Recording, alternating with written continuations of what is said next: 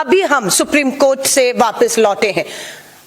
ये बहुत बड़ी बात है कि आज सुप्रीम कोर्ट के फैसले ने हाई कोर्ट के फैसले पर रोक लगा दी और ये साफ कर दिया कि भाजपा का पूर्व विधायक कुलदीप सिंह सेंगर, जो नाबालिग बेटी के बलात्कार का हत्या के उनके परिवार के लोगों की हत्या का दोषी था, उसे अब बाहर नहीं आने दिया जाएगा, वो जेल में रहेगा। ये बिल्कुल पीड़िता के परिवार की और उसके साथ खड़े हुए हर एक आवाज की ये जीत है और ये जोरदार तमाचा उन लोगों के मुंह पर है जिन्होंने हाई कोर्ट में इस लड़ाई को कमजोरी से लड़ा।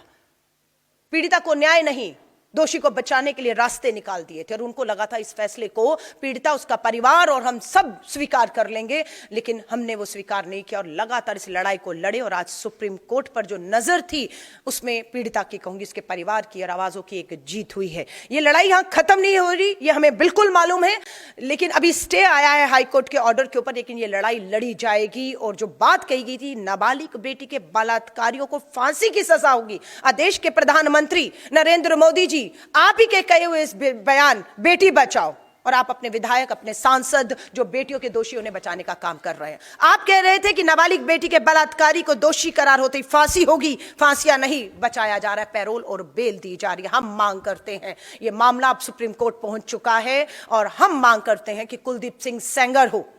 अंकिता भंडारी के दोषी हो, हाथरस की बेटी के दोषी हो, बिल्किस बानो के दोषियों को तो आपकी सरकार, गुजरात की सरकार ने रिहा कर दिया था और फिर सुप्रीम कोर्ट ने उन्हें वापस जेल में ठूसने का काम किया। बेनकाब हुई है आप और आपकी सरकार। प्रधानमंत्री जी, ये हमारी जीत है, पीड़िता की जीत है, हर आवाज की जीत है और इस लड़ाई को हम पूरी तरह से लड़ेंगे। अभी अंकिता भंडारी के माँ बाप से भी हम संपर्क में हैं, उनकी भी नजर हाईकोर्ट के इस फैसले पर थी,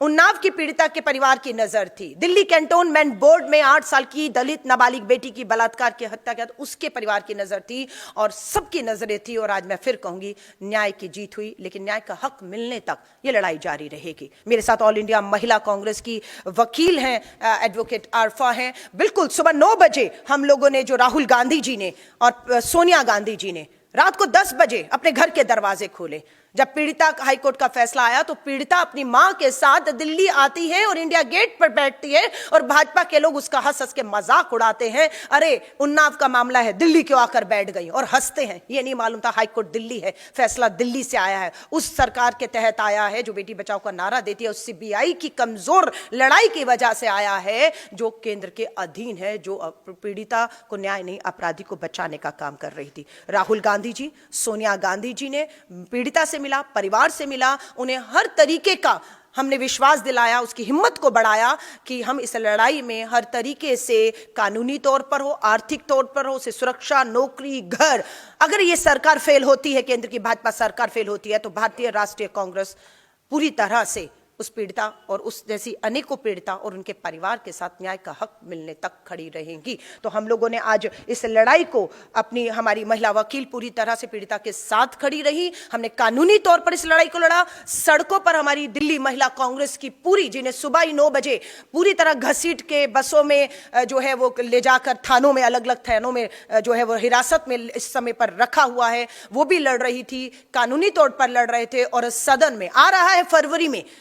संसद का बजट सत्र आएगा, उसमें भी, सदन में भी ये आवाजें गूंजेंगी कि अपराधियों को, बेटियों के, नाबालिग बेटियों के बलात्कारी हत्यारों को रिहा करना, बेल पे और पैरोल पर छोड़ने का तमाशा बंद करिए और इन सभी मामलों की दोबारा सुनवाई करते हुए कानून अगर बदलने हो तो बदल दीजिए, लेकिन इन्हें अब उम्र कैद नहीं, फांसी की सजाएं होनी चाहिए, ये तमाशे रुकने चाहिए। और ये आवाज मैं फिर एक बार उन देश के तमाम लोगों को इस चीज के लिए उनकी बधाई और सराहना देती हूँ कि अगर आप घर से ना निकले होते, अगर आपने इस लड़ाई को ना लड़ा होता, आज मैं देख रही हूं उनके वकील महमूद पराचा जी खड़े रहे, योगिता भयाना एक सामाजिक कार्यकर्ता उस बच्चे के साथ लगातार खड़ी रही, और हम लोग भी लगातार महिला कांग्रेस, क्योंकि हमें ये बिल्कुल इस लड़ाई में पीड़िता के साथ खड़े होने को कहा और हम लगातार खड़े रहे। हमें भी गिरफ्तार किया गया, हमारे पर मामले दर्ज कर दिए गए, बहुत सी एफआईआर हम पर दर्ज हो चुकी है। एक मामले में 5 जनवरी को मुझे चार्जशीट कर दिया गया है। इसी तरह के मामले में हम डरने वाले नहीं हैं। हम एक बार फिर विश्वास दिलाएंगे देश के तमाम उन हमारी पीड़ित बेटियों को,